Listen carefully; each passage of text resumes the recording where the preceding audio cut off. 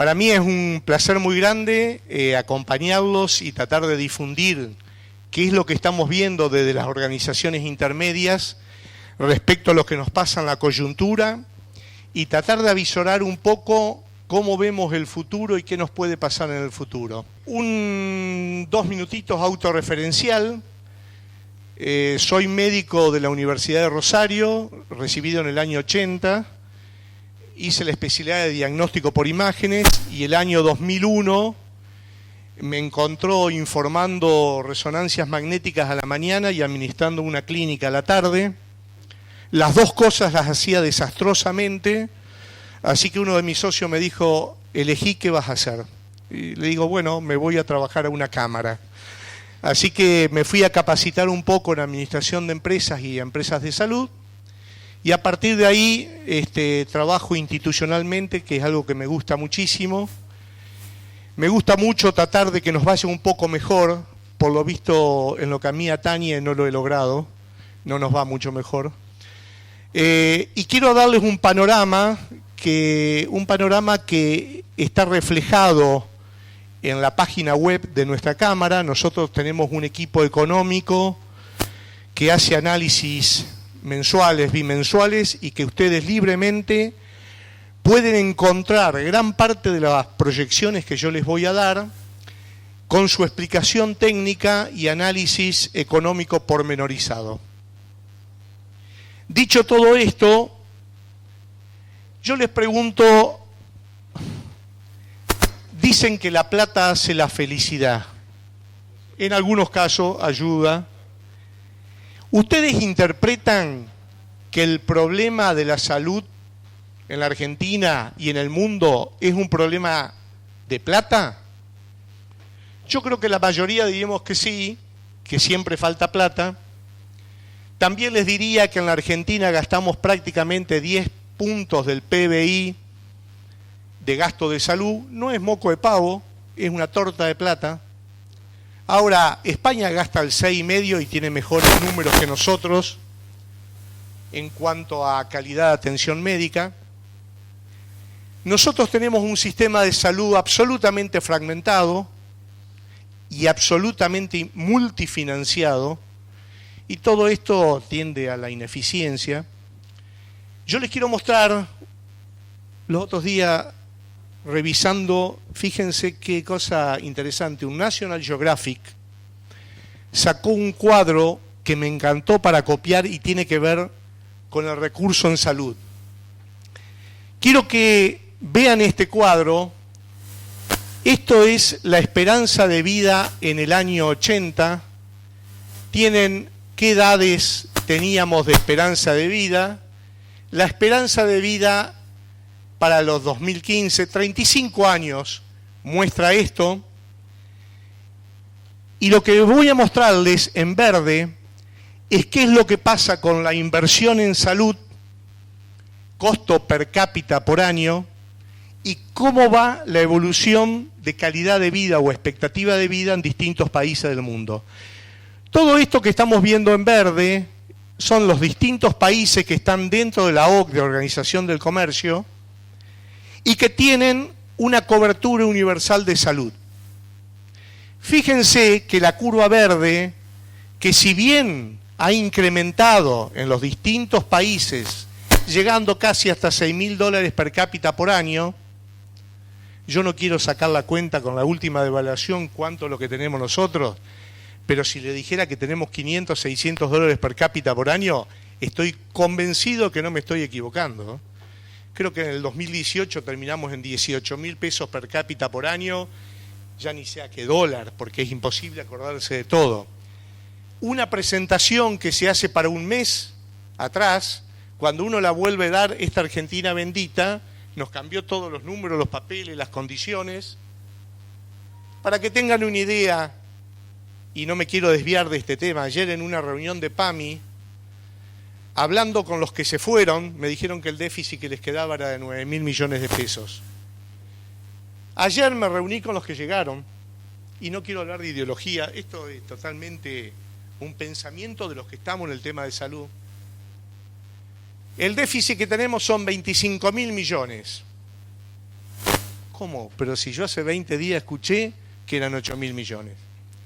Tras el 25.000 millones apareció un decreto de la directora ejecutiva donde, como siempre, se permiten revisar todas las cuentas pagadas a los prestadores.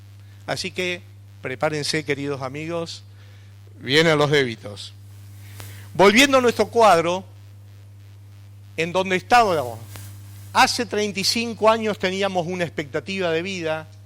Claramente la expectativa de vida, fíjense que el que más tenía era 77 años, estamos todos arriba de 80 años de expectativa de vida, lo que no es poca cosa porque esto tiene que financiarse.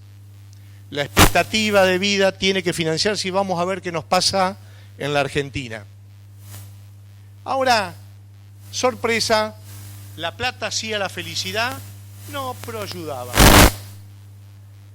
La esperanza de vida en el año 80 era similar a la de todos los países desarrollados, al igual que la inversión en salud.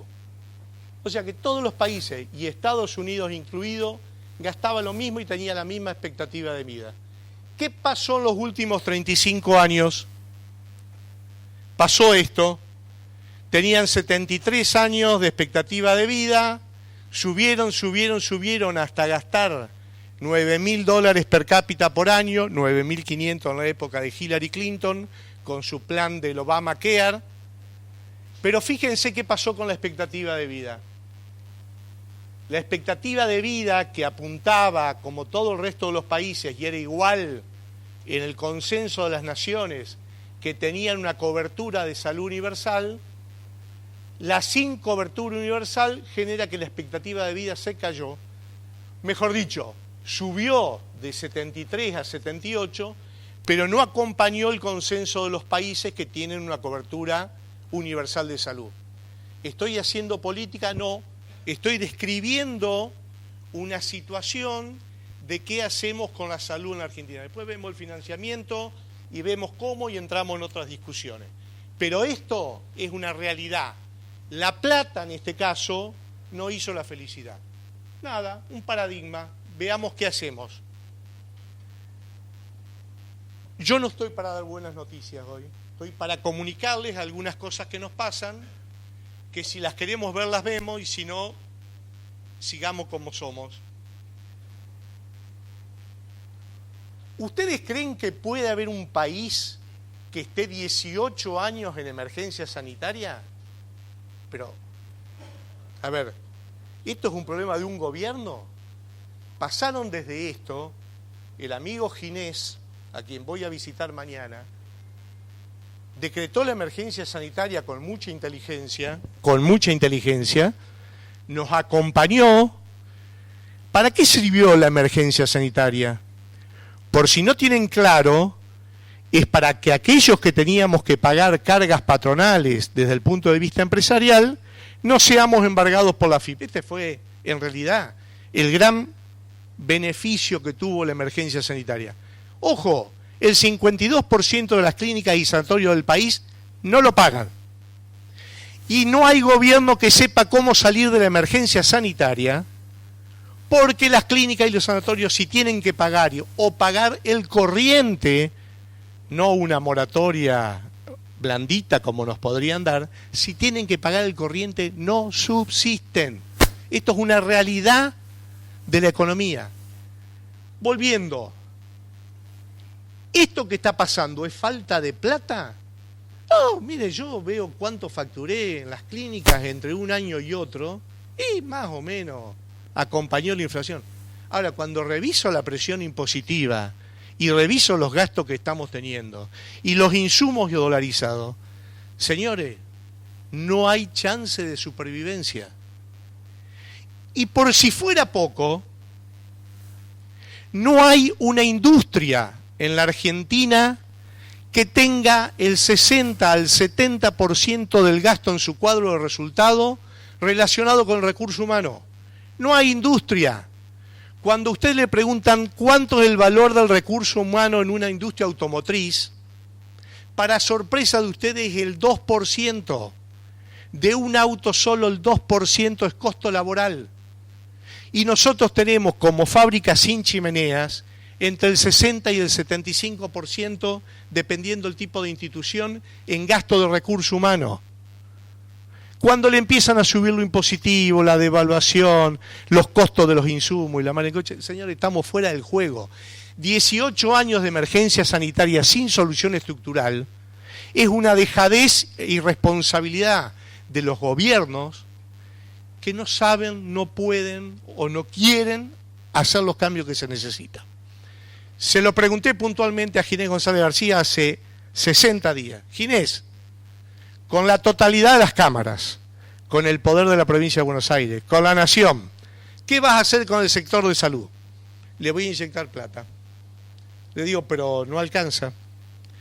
Y me dice, lo que pasa es que para cambiar el modelo se necesita mucha plata que no hay.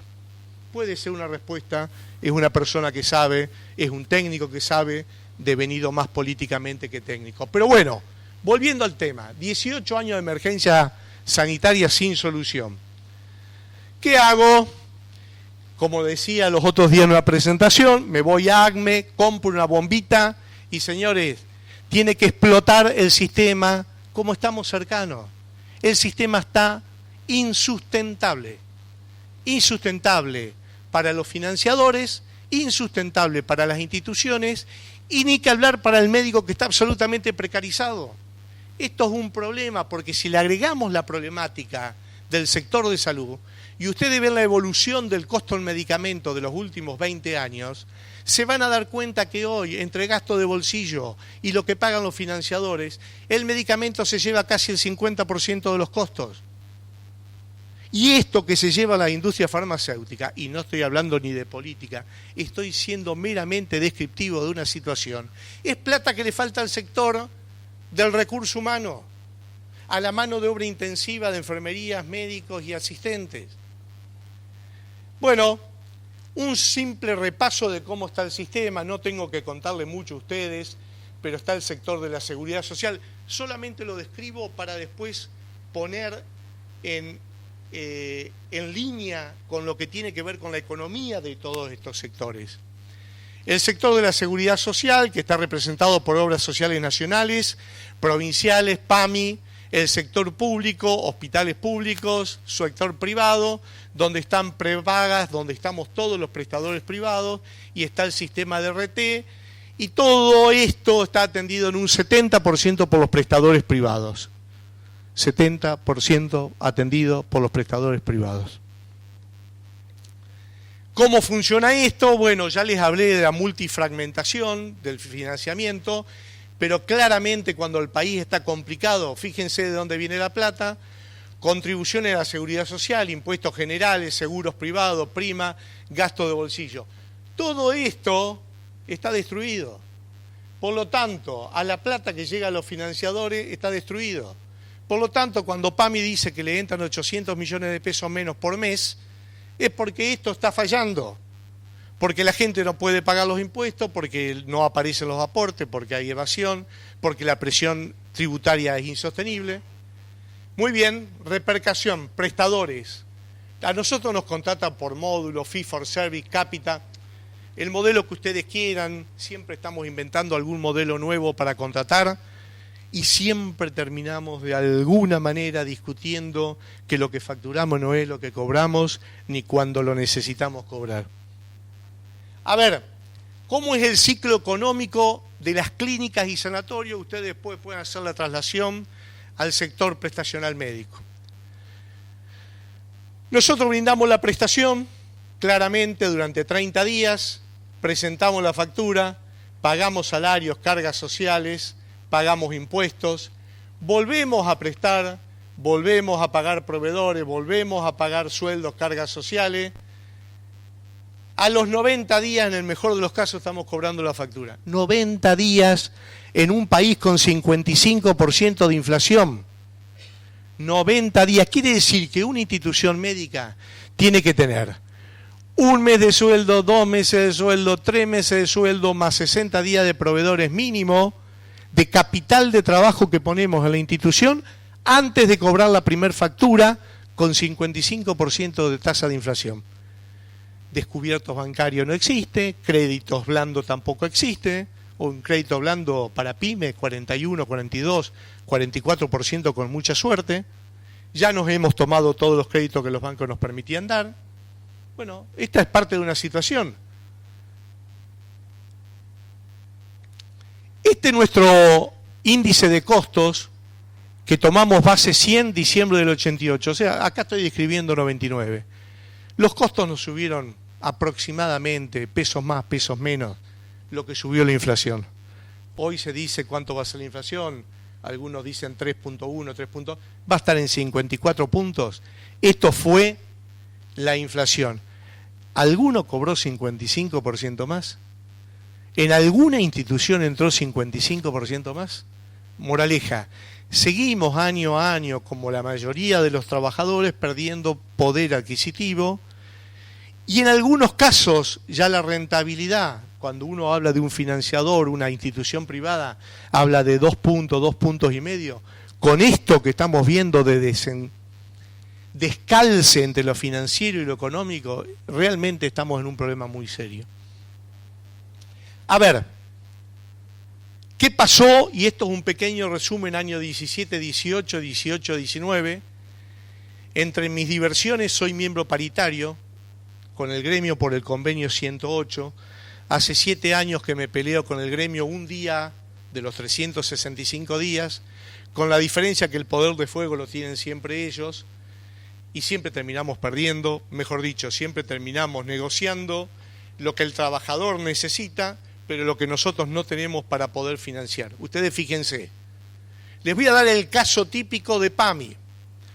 Ustedes tienen claro cómo integra PAMI los aumentos. Nosotros en el 30 de junio firmamos la paritaria y PAMI nos dio el aumento para compensar esa paritaria. El primer sueldo con aumento lo pagamos el día 1 de agosto, correspondiente a los sueldos de julio. PAMI nos dio un aumento correspondiente a julio de lo que integró el 20%. Quiere decir que del 10% que nos dio nos otorgó en ese mes el 2%. Ya tenemos un descalce de 8 puntos. Nos dio el resto a los 90 días de eso. Por lo tanto, nos comimos 4 meses de 8 puntos de diferencia hasta que PAMI integró la diferencia, porque nosotros no firmamos paritaria si no tenemos al financiador al lado. Si nosotros no tenemos a la medicina privada, no tenemos al PAMI, no tenemos al IOMA, no quiero decirle las obras sociales provinciales, porque la COSPRA es, cada provincia tiene su sueldo, cada provincia tiene su financiamiento, y cuando uno sale a buscarlo no tiene cómo encontrar con quién discutir. Hay que ir provincia por provincia, que ya están todos sobrealertados de lo que está pasando. Fijémonos, inflación general, apuntábamos a 56.3, FATSA dio 40.5. Fíjense qué interesante, nosotros firmamos una paritaria de 30 puntos en 30 de junio para clínicas y sanatorios, tanto el convenio 108 como el 122. Pagamos hasta el 31 de diciembre 30 puntos y viene la cláusula de revisión en febrero.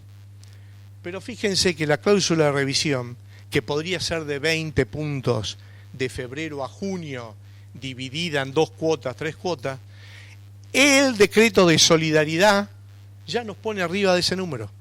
O sea, estos 4.000 pesos, 3.000 para enero, devengado en enero, pagado en febrero, y 4.000 devengado en febrero, pagado en marzo, ya nos pone arriba de este monto. Ya la cláusula de revisión no se va a abrir, interpreto yo, interpretamos en la Cámara que Héctor Daer no la va a llamar a la cláusula de revisión y que la mayoría de los gremios no lo va a hacer, pero hay que ver qué pasa con la contributividad de estos montos que vamos a pagar. Porque de vuelta esto es un círculo vicioso, y si no hay contributividad, que es lo que necesitamos los prestadores, no hay ingresos al sector financiero para poder pagar las prestaciones. Es un chino, la verdad es un chino. Seguimos viendo qué pasó con las cuotas prepagas. Bueno, esto ya está desactualizado con el 12% de diciembre, las cuotas de la medicina privada se fue al 56%, y si computamos el 6% que se dio en febrero del 2019 correspondiente a un saldo del 2018, estamos en el 62%. Pero fíjense, ¿cuánto es lo que le pasó a la medicina privada a los prestadores privados? Y le pasó 15 puntos menos. La verdad que cuando uno se siente a discutir, a ellos le falta plata, a nosotros nos falta plata, al médico le falta plata. En esta cadena, como dice la ley del gallinero, el de arriba caga al de abajo. Esto es así y estamos en una complicación. Quiero que me corrijan, esta fue la actualización de IOMA. A ver, ¿cómo es la verdad del sistema? Los prestadores médicos estamos en un sistema de tenazas que por un lado tenemos los costos, ¿sí? Y por otro lado tenemos los ingresos. Y acá pueden poner lo que ustedes quieran. Yo puse esto porque no me entraban más palabras. Pero costos laborales, judicialización, caída de planes en la medicina privada, presión impositiva, inflación, envejecimiento, por favor, no se olviden de esta palabra, envejecimiento de la población. Nosotros que estamos hablando de la coyuntura, nos estamos olvidando de los próximos 10, 15, 20 años de nuestro país para el sector salud. En el mundo, esto ya lo están cambiando, lo están viendo, lo están entendiendo, y es por eso que están cambiando las edades jubilatorias, porque hace impensable sostener un sistema jubilatorio y ni que hablar de un sistema de salud por algo que vamos a ver en un momento. Bueno, las devaluaciones constantes, ¿sí? Y los aranceles paupérrimos. Esto es un problema de plata, pero hay un problema claro de organización. Crisis de financiamiento del sistema, otra bombucha comprada en ACME, explota en cualquier momento. No quiero mostrarle cómo es la estructura, pero más o menos ustedes saben que obras sociales provinciales, obras sociales nacionales es el 32% de la cobertura. Fíjense esto, monotributo y servicio doméstico, 14 puntos de la población cubierta, el PAMI 12%, obras sociales provinciales 22% y prepagas por derivación de aporte 14%. Lo que tienen arriba, por si después yo les dejo esta presentación acá, pero lo que tiene arriba son millones de afiliados, son 4 millones, obras sociales 8,8.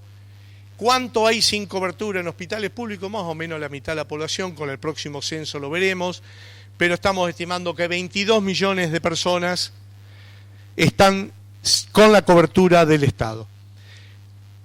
Yo me olvidé de explicarles en el cuadro que mostrábamos por qué Estados Unidos tiene una expectativa de vida que se ha ido en caída, porque ellos tienen un problema muy serio, ellos tienen 50 millones de tipos sin cobertura.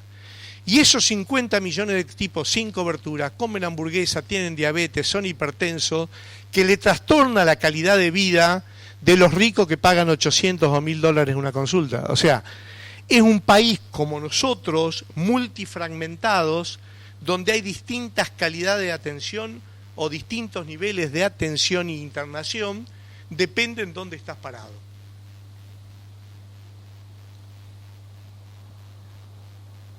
2012 al 2018, ¿qué pasó con el financiamiento? Esto es muy importante para que ustedes sepan qué es lo que pasó con el financiamiento.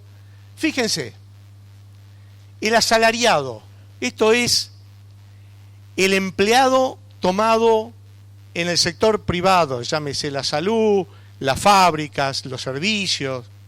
Miren, 6.066.000, estos son datos del Ministerio de Economía, 6.066.000 en el 2012, 200.000 puestos más en el 2018. En el total, el empleo privado creció un 2.9%, quiere decir que creció a una tasa del 0,5% anual.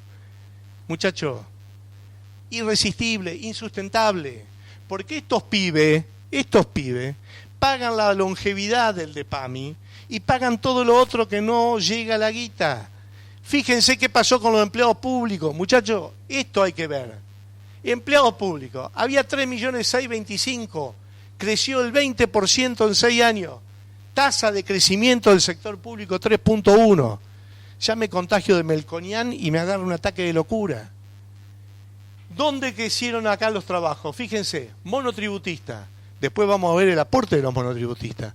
Porque hoy todos los monotributistas, que siempre hay alguna obra social piola, que se tomó 300.000 monotributistas con un ingreso de 500 pesos, cuando saben que el gasto de la cápita es 1.400. Y hoy los monotributistas pagan, no tienen atención, y son muchos tipos, y crecieron a una tasa del 3% anual. Casas particulares, ama de casa, lo que más creció. Esto, bueno, el blanqueo, pusimos muchas como jubiladas. Discúlpeme, quiero aclarar, esto no es un tema ideológico, esto es una realidad absolutamente pragmático de lo que nos pasa. Después cada uno saca su contenido político del tema. Pero es cierto que hay 3,5% de crecimiento en el empleo doméstico. Y bueno, y los autónomos en vía de desaparición. ¿Sí? ¿Para qué sirve el autónomo? Para tener una factura, para vender un tornillo, para no sé si al médico ya le sirve para algo, porque viene un paciente privado en vía de extinción. A ver, ¿cómo es el financiamiento en realidad? Acá tenemos la derivación de aportes. Cuando hablo de derivación de aporte es del sector privado, pero para que tengamos una idea, en el sector privado estos 2.600 mangos que entraban el año pasado, les pido tengan en cuenta que es tan dinámico con 55% de inflación que esto puede tener alguna... Si hoy le dicen que son 2.800, 3 lucas, no piensen que le mentí. Está hecho con fecha atrasada esto. Pero claramente esto es el valor de la cápita que entra PAMI. 2.600 mangos habiendo jubilado. ¿Qué es lo que van las obras sociales provinciales y las obras sociales en general? 1.300, 1.400 pesos de ingreso. Fíjense lo que aportan los monotributistas. Pero paren un cachito. Fíjense que este aporte alto, alguno dice que por el grupo etario que tiene PAMI, deberían estar recibiendo el cuádruple de lo que recibe una obra social nacional. Porque para sostener un jubilado, con la edad que tiene y con el grupo de patología que tiene, debería ser el cuádruple, recibe el doble. Ahora fíjense que donde más plata aparece para financiar el sistema, es lo que menos crece. Y esto es de 6 años, no es de hoy. Esto también fue para atrás exactamente igual. Pero fíjense, lo que más creció es lo que no aporta plata. Es lo que aporta 500 mangos. 640, pongamos hoy al monotributista. OSECAC tiene 300.000 afiliados monotributistas. ¿Por qué no le preguntan a un monotributista si se pueden atender con 536 pesos? No sé cómo va a terminar esto. A ver, acá podemos ver, esto por supuesto es al 2010 una idea de qué era lo que pasaba con la población argentina, pero fíjense qué cantidad había de gente adulta. 7.130.000, esperamos 7.882.000 para el 2025 y para el 2030 estamos esperando 8 millones. Pero fíjense la juventud, menos de 14 años. 14.500.000, 14.600.000, 14.680.000. Esta es la fuerza de trabajo futura. Esta fuerza de trabajo futura es la que tiene que sostener esta fuerza de jubilación. En el año 2030 va a haber más ancianos que gente productiva. Esto no es en la Argentina, es en el mundo. Y esto ya debería estar siendo pensado, porque no vamos a llegar, el tsunami nos va a pasar por encima mucho antes. Fíjense, ¿qué pasa en la estructura poblacional? Acá está la gente joven, 30% en el 91, fíjense, llega a 20% para el 2040, gente vieja, era el 12.9%, gente vieja, estamos hablando de mayores de 60. 12%, 20%, esto es un desbalance. En el 2040 la población mayor de 60 años superará a la población menor de 14. Y esto tiene que ver de cómo se sustenta un sistema de salud. No tiene ninguna otra explicación, no es ni bueno ni malo, es lo que es. Ahora fíjense, ¿qué está pasando en el sistema prepago por si a alguno le interesa este tema? En gris estamos viendo cómo es la población de menos de 20 años. En la población los menores de 20 años son 33%, ahora en el grupo de los prepagos es el 23%. Quiere decir que la gente que no consume porque por la edad no tiene necesidad de problema cardiológico, oncológico y solo hace pediatría, obstetricia y alguna que otra cosa de portología, alguna de esas, tenemos poco. Ahora, pero fíjense cuando lleguemos, ¿qué está pasando con los más de 60 años?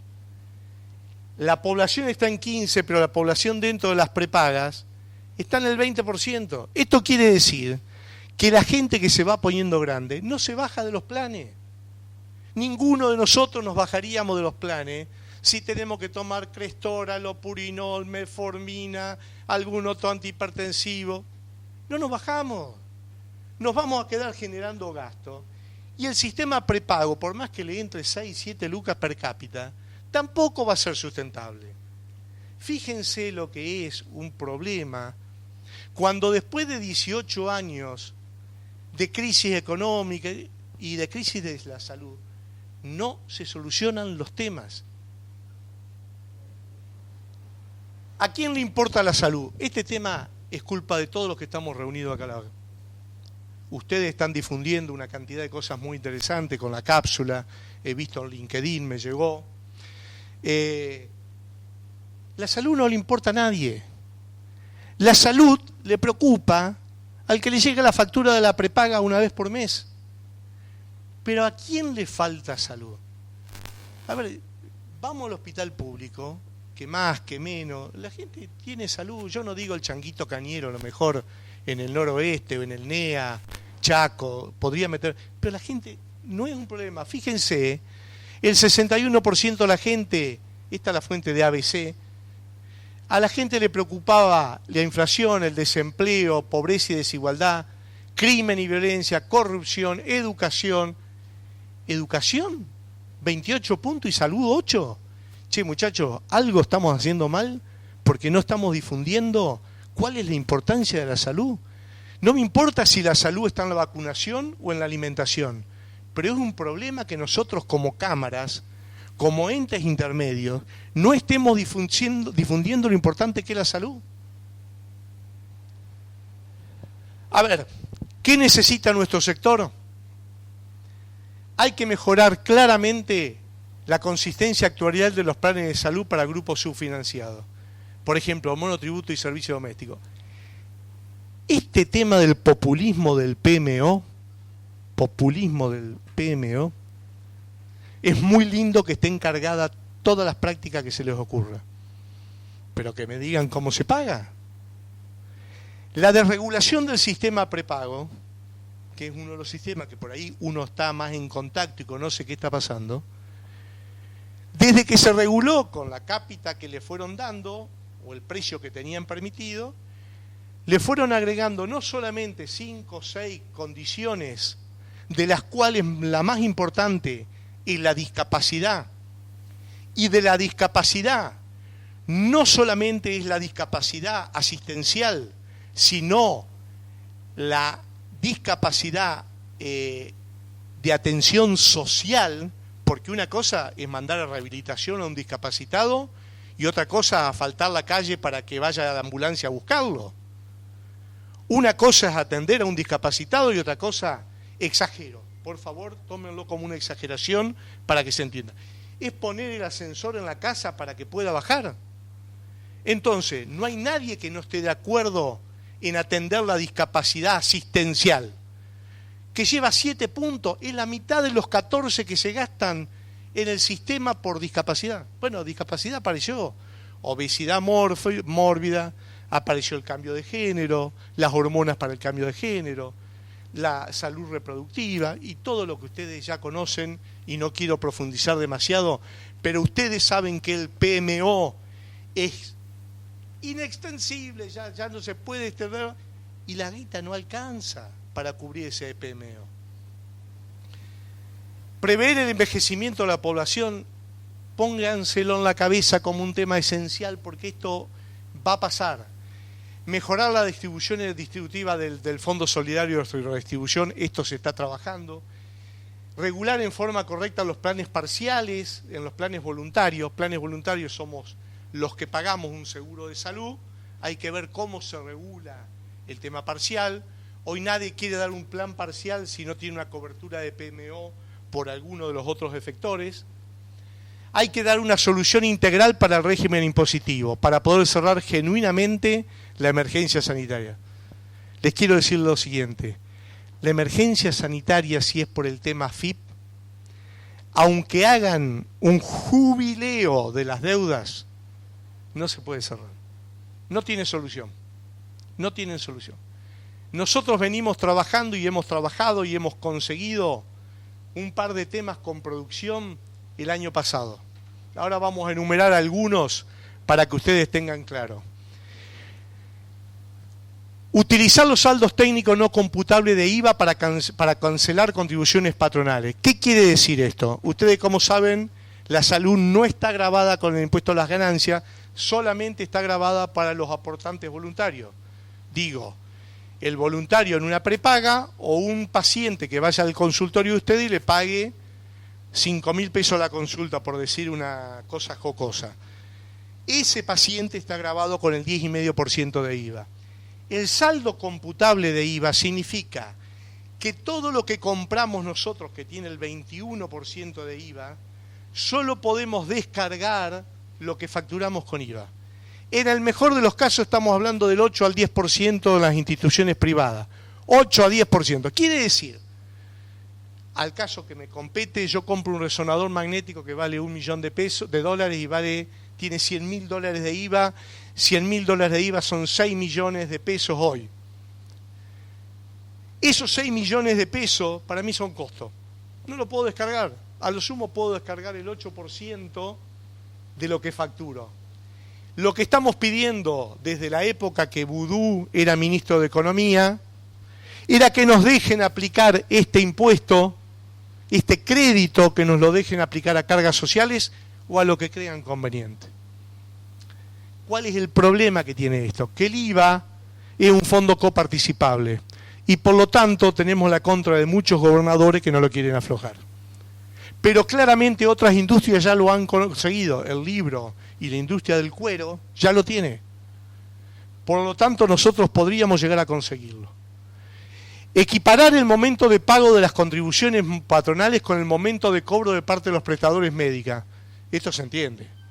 Los 90 días que le dije entre que prestamos y cobramos, que no nos hagan pagar un mes, 2 meses, 3 meses de descarga patronales hasta que recién recibimos el primer pago por prestaciones de vengada.